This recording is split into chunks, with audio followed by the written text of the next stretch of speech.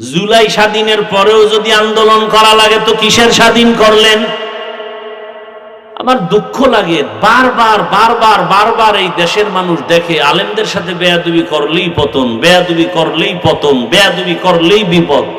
এরপরও কেন যে আলেমদের সাথে বেয়াদবি করে এটা বুঝেই আসে না। যদি আলেমরা কোনো ক্ষতি করত, এই যে আমরা বয়ান করতেছি, এই যে এতক্ষণ বয়ান করছি, একবারও কি বলছি যারা আওয়ামী লীগ করে ওরা সব বিনা হিসাবে জাহান্নামী? কথা বলেন না কেন?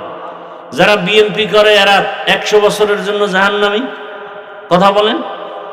ওটা আপনি করবেন কি না করবেন সেটা ভিন্ন কথা, ওটার জবাব আপনারটা আপনি আল্লাহর কাছে দিবেন। কথা ঠিক না? আমাদের উপরে হামলা কেন? এই যে কথাগুলো বলতেছি কাউকে আঘাত করার জন্য, দূরে সরাবার জন্য। যুবক বাবারা, আমি বলবো নতুন করে ঘুরো। তুমি ডাক্তার হও, দোয়া করি, দিল থেকে বলছি, ডাক্তার হও, বেয়াদব হও না।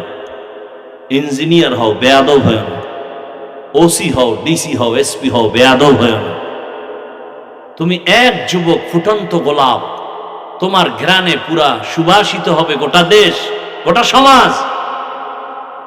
তোমাকে দেখলে দুশ্মন ভয় পাবে, যারা উল্টা পাল্টা চরিত্রহীনরা দেখলেই তো ভয় পাবে।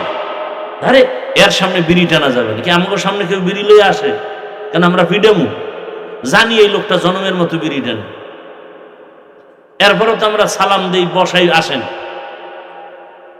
জানি। কিন্তু ওই লোকটা তো আমার সামনে কখনো বিড়ি নিয়া হুজুর দেখে, হুজুর হুজুর হুজুর বিড়িটা ফালাই দিছে। তো তোমার চরিত্রটা এমন হতে পারে না যে তোমার বন্ধু বান্ধবরা তোমার আদর্শ দেখিয়া ভালো হয়ে যাবে? আমি তো একবারও বলি না আমি মাদ্রাসায় মাওলানা হও, বলছি আমার দেশে মাওলানা, মুফতি, মুহাদ্দিসের অভাব নেই। অভাব কি?